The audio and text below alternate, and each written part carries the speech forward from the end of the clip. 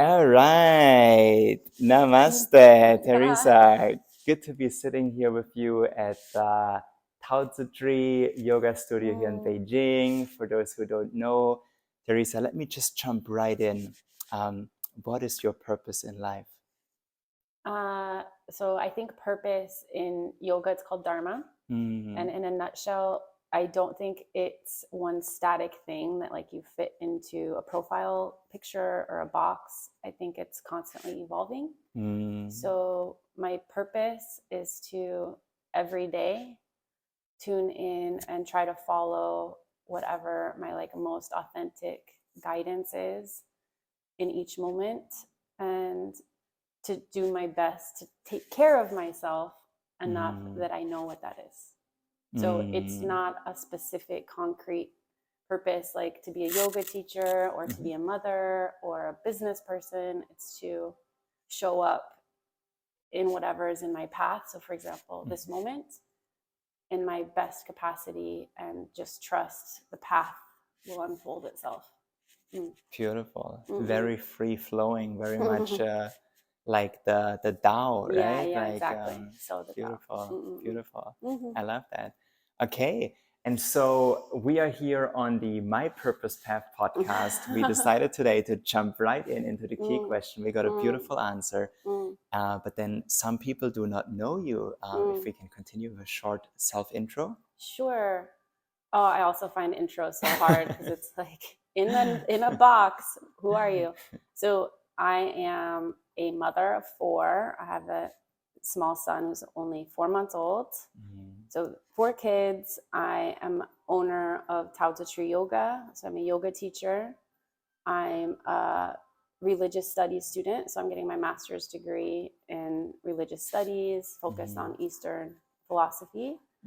And I'm probably forgetting like some huge thing on like what I am. I don't know. Yeah.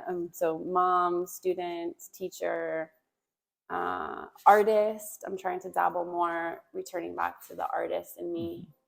Yeah. Beautiful. Reader, writer, all of that. Beautiful. It's indeed very hard to be put into boxes or put yourself into boxes. It's so funny. But we have to do still, it. Exactly. Somehow we have to do it. We just what is your bio? Yeah, exactly. We just talked about LinkedIn, or you apply for a job, and it's like, hey, this is all what I did, but does it really describe me so well, right? Yeah. So let's dive a little bit more into that journey. Okay. Like you, actually, I shared with you before, I learned the most about your journey by looking into my former roommate Tanya's yoga manual. And I was like, oh, it's so fascinating. And that moment, actually, I said, I must learn more about your whole story. And today we get a glimpse into that. Maybe for our audience also would be, I think, very meaningful to share a bit more about your journey from the US. There were few things that you said or you wrote impacted you deeply, and then how did that unfold to actually pursuing the yoga path here in Beijing? Okay. And briefly, right? Try to be brief. It's so funny. It's like 20 years experience. But no, really my journey is like in the US, I think like most young people, I was concerned with like, I like to party. I liked to like dress up in high heels and that whole thing. And I was alcoholic, drug addict, got sober. Like the stars kind of all aligned for me where I knew that wasn't working for me. And my like final destination on that path would be like jail, the grave, a mental hospital, or like it's just not good, a long miserable life of no value. So I got sober and decided one of my friends was moving to China. And so I just like followed him basically. And I visualized like a corporate job. I got offered a corporate job at the top of like a skyscraper here in Beijing. And it just fancy. It was very fancy. And that's what I wanted. And it just didn't feel right. Like it almost made me feel sick. And so instead, that feeling? I was like, no. I took an art teaching job at an international school and started the opposite. The opposite. So you felt you wanted to go away from, you're from Colorado, right?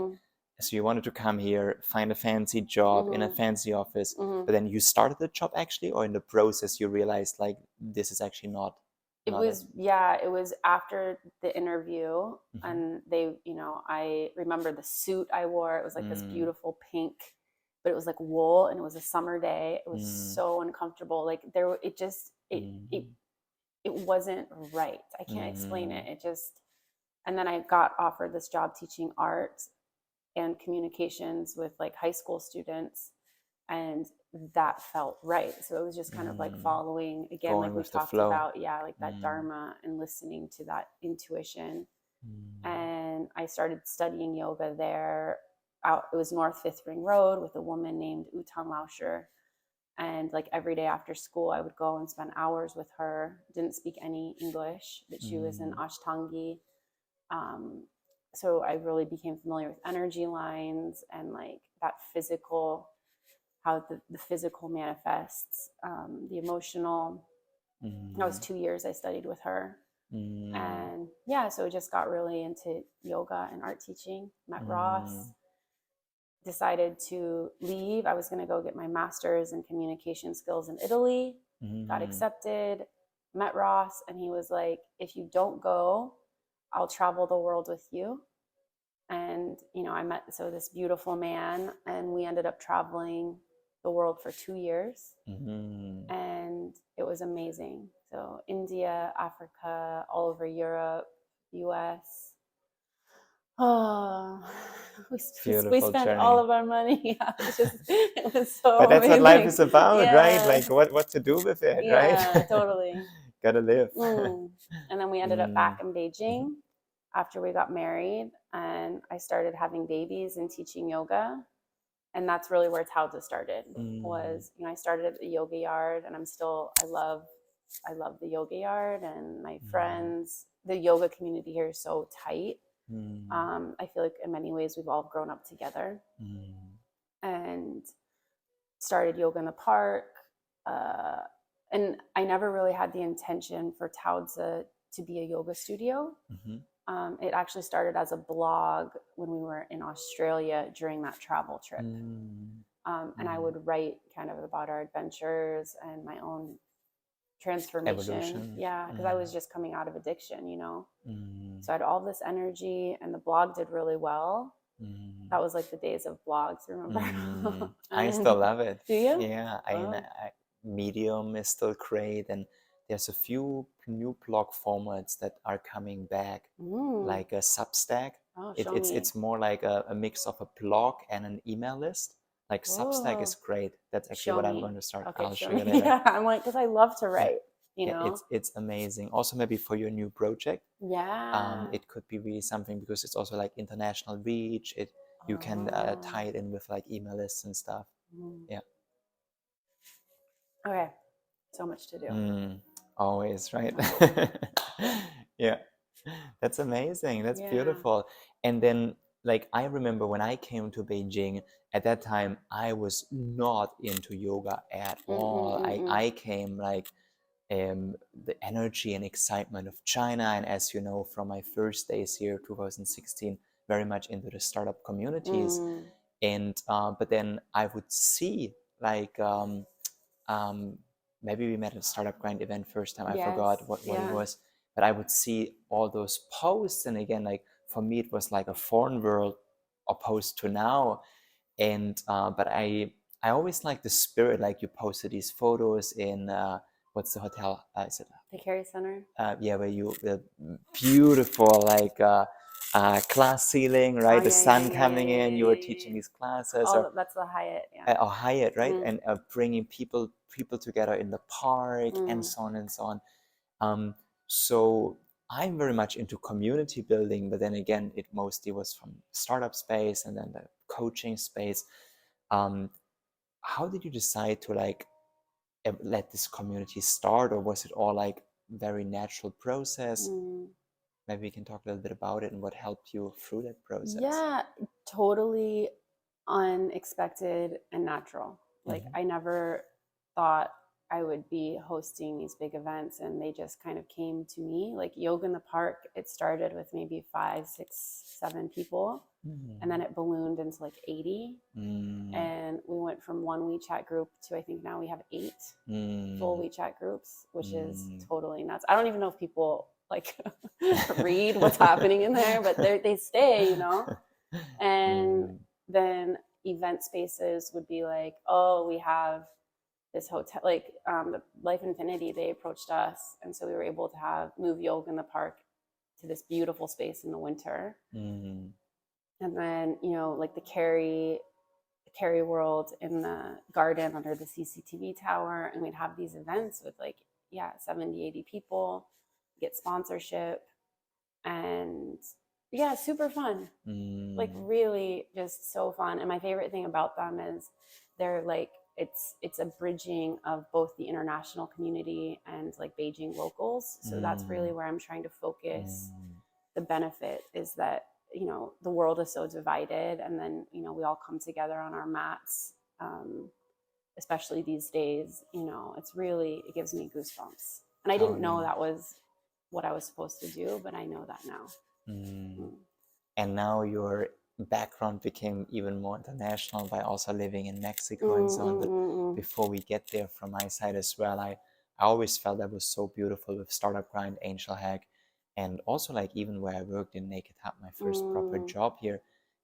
It was such a great merging of like Chinese and the overseas Chinese that come back. Yes, exactly. There's sea turtles, right? Is that what they're called? It's something gui. Gui means turtle in Chinese. Yeah. And then there's I forgot it's 2 characters, okay, I'm sure and one is us. yeah. Yeah. Okay. Leave it in the comments, guys. Okay, help us out here. 我的中文呢忘记了很多。All right.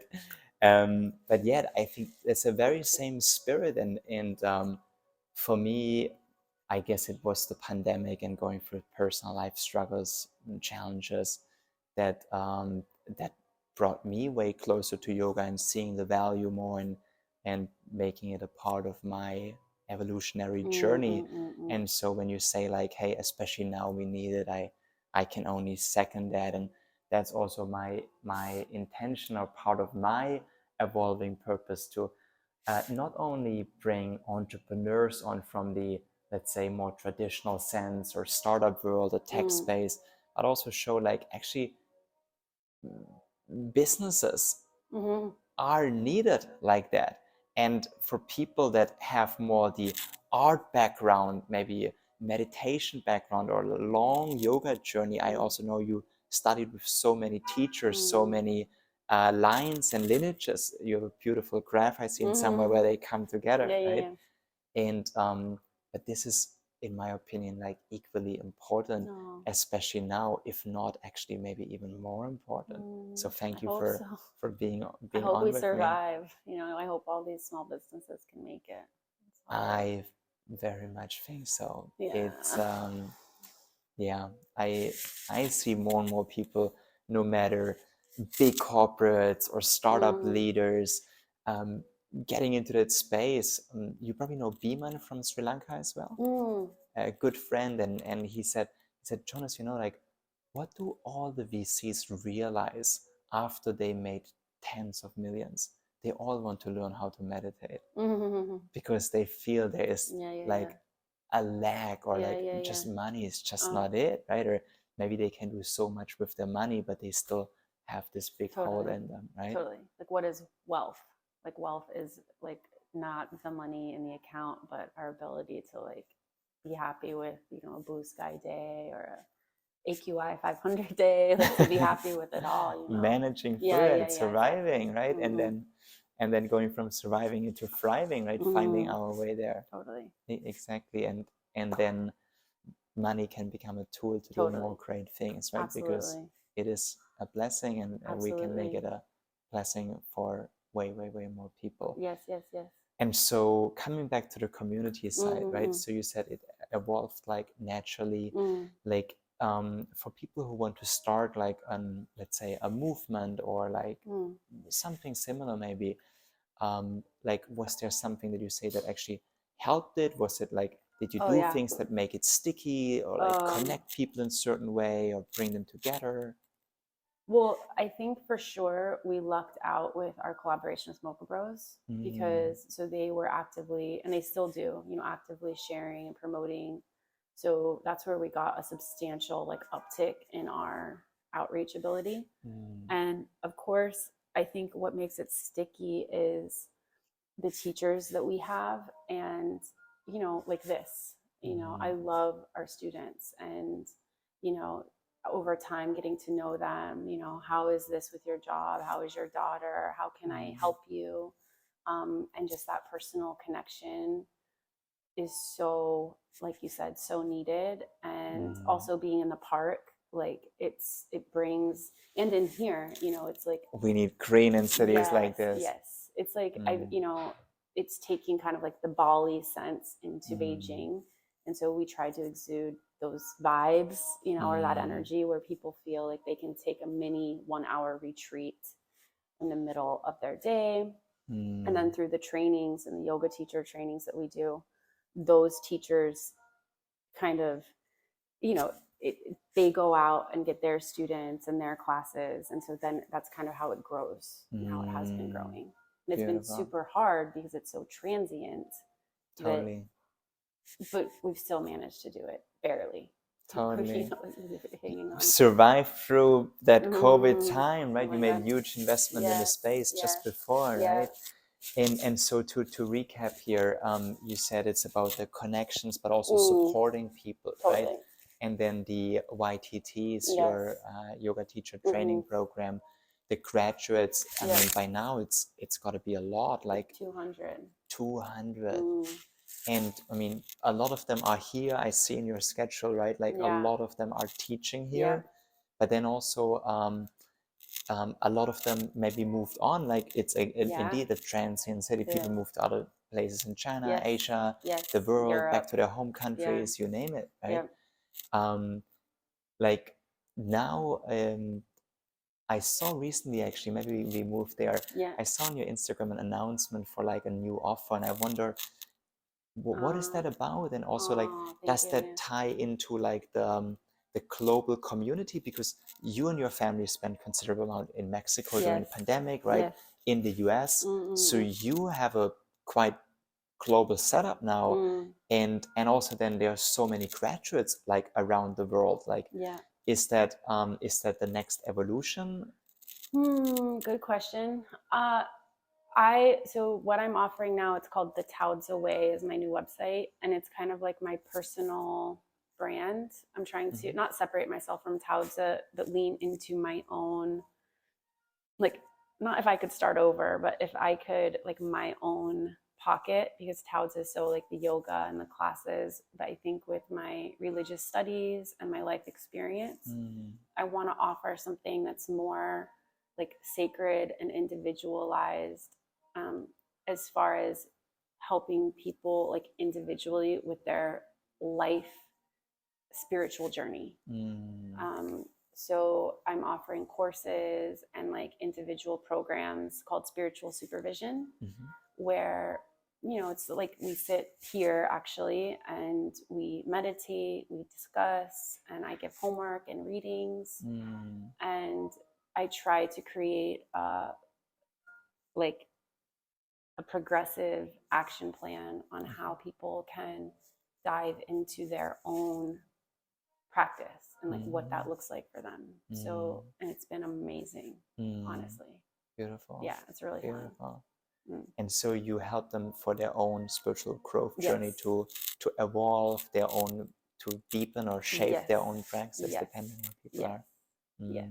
And so we do like, so for example, a lot of it is like in person. So I'll do like a mud mask ceremony, or I have this new thing, it's called prana portraits, where we meditate on the vayus, and then they do silk painting, or there's lots of different things. And online, soon there'll be an online course offering on Kriya Yoga, so about self-study and discipline and trust in kind of that unknown. That's amazing. And actually you mentioned Kriya Yoga. Like for me, I started very randomly practicing a little bit yoga when I was in Bali, or actually did you join one of our hackathons and gave a class there? Because I was wondering about that yesterday or 2 days ago. We had at one of our hackathons, my first big hackathon in Beijing, we had somebody doing a yoga class. And I was like, because we were not close at that time. And I was wondering, I was like, was that Theresa? Because it was a friend of mine introduced the teacher. And I was like, I remember I was there practicing, because hackathon were like a 48 hours, like innovation sprint. And I was there all night, maybe slept an hour or so. And I remember it was 7 a.m. I was like, actually, because I was thinking back, what was my first meaningful yoga experience? I was like, that was it. Maybe before it was like maybe 5 times in my life, right? And I was like, oh, just an activity you do, right? And so that was actually like maybe a tiny seed, but I was too busy in life to realize that it actually done something to me. And so then later I went a little bit back, well, some class in Bali here and there, and a little bit of Hatha, and then I found for me actually Kundalini, and I had amazing experiences with Kriya Yoga. So it's interesting to say, do you have a course about it? Keep me posted about it. Yeah, definitely. It's different than like the Kriyas from Kundalini. It's like, because the Kriyas and Kundalini are like specific breath practices, right? So Kriya just means action, and it's how to develop a personal practice through consistency and devotion and really feel transformed. So that's the similarity, is how do we transform through what we do. And I feel I can really help people with that. Kriya meaning action, and that's what it takes, right? Like if we're stagnant, then we never get out of our, so to say, perceived problems, right? Challenges, and then we can grow through whatever happens. It sounds so simple. If nothing changes, nothing changes. You know, if we do what we've always done, we'll get what we've always gotten. And that's actually one of the things that inspired me to change years ago. And it applies and keep still. Changing, it applies, right? every day, right? It's like, what is your purpose? Today, I don't know. Let's just sit here with you and go make lunch. And and I mean, having 4 kids, right? And being semi-locked out of China during COVID, right? Navigating all of that, right? I mean, I can only imagine like what a mountain of obstacles, and then navigating through all the pressures and so on. And it was not easy. Like, honestly, the last few years have been very challenging, like for everybody, you know, and I think we survived, and I'm finally feeling really optimistic again. And I would really love to dive more into helping. What time does it say? It's all good. 23? Yeah, 23. We are on time. I'm like, I can't, I took off my glasses, I don't know. Like into helping people, because I think I know so many feel hopeless or lost or maybe unsatisfied. And I know we just can't give up. And you people like you, and you specifically, like showing up and being like it's all good. Like, you see kind of the signposts of success and progress. And I have just felt, there have been moments where I feel like, oh my God, I don't have the energy to keep going. And yet we keep going, and I follow my own practice, and know, I just know that that's kind of my way forward. Is that the Taozi way? The Taozi way, The way forward. Yeah, the way forward. The way forward. Yeah, Beautiful. Beautiful. Exactly. It's funny. This is like the path forward. What is your podcast called? The My Purpose Path. The My Purpose Path. Yeah, exactly. And you know, my company I call Li Daoship, inspired by Tao Te Ching, right? Amazing. And then Tao is the flow, because actually, like, I work for an American entrepreneur that is, I would say, very much tech and success focused, and but he's a huge fan. He's very widely read. He's been American but studied Japanese since like late 80s. And so like he was heavily impacted by Tao Te Ching, and he actually recommended me the book, and I since then like read through it like 20 times. And like I said, our purpose keeps evolving. And it's like every time I read Tao Te Ching, there's like some new insight, some new observation. I was like, that's it, you know, it's the way, it's the flow, it just never stops. And just like, I want to take that with me deeply. And then I saw your new offering, and I was like, well, it It's fits, that, and it's yeah. beautiful, right? Thank And again, you. it's yeah, these offers are needed, especially today. Yeah. So Theresa, before we're wrapping up, my last question is like, well, I would like to encourage people, actually, from my side, as I know yoga and all the learnings related helped me a lot. I recommend wholeheartedly to everybody, maybe give yoga a try, or some kind of workshop. It can be sound healing, or like, you know, whatever you feel like. There's so many great offers out there. And for those who maybe really feel stuck or really heavy in their life, reach out to like a coach or spiritual practitioner to and talk about these offerings, right? Like, Yeah. they can be life changing. And like, Absolutely. many people thought about giving up everything during Yeah. COVID or Yep. whatever happens, right? Yep. That is, I guess, my suggestion to everybody. And Theresa, for you, maybe also some suggestions to the people listening. Maybe anything else you want to give them on their paths, on their journey.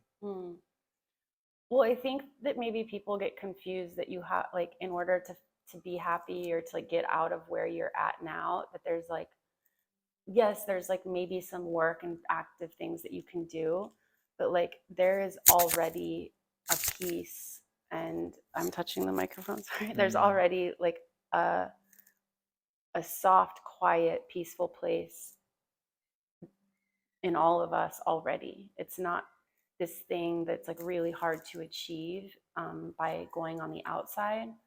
It's really that turning inward and digging in, and we're all capable of it. It's not just reserved for like yogis with like their shawls and braids, or going to Bali, or, you know, the Colorado mountaintops. Like, it's available in the office space, it's available in a home filled with crazy children, it's available on like streets filled with traffic. And like, I really believe that's our I hope, as a group, as a together society, business people, tech people, to find that place and then carry it into our lives. We don't need to go to the caves to meditate and be peaceful. We need to be doing that in our lives, and like the world needs it more than ever. So I hope everybody steps up and finds that place inside, and does, you know, finds help to do it. And, you know, maybe we can really help the world to kind of turn this corner. One step at a time, one person at a time, right? Yeah. Let's do it. Exactly. Beautiful. Theresa, let me give you a hug. Thank you so much for this session, for sharing with us. Thank you, John. Of course. Thank you so much. Well, then, everybody tuning in here, we made it. This was our intention to be on time. So thank you all for tuning in with 28 minutes. Amazing. Wherever you are in the world, if you're in Beijing, if you're in China, if you're in Bali, if you are wherever, wishing you a wonderful rest of the day. And thank you for tuning in. As always, leave your comments, and I make sure to, in the comments wherever you're watching this, also link to Theresa's and Taozi's social media. Thank you, everybody. Over and out. See you.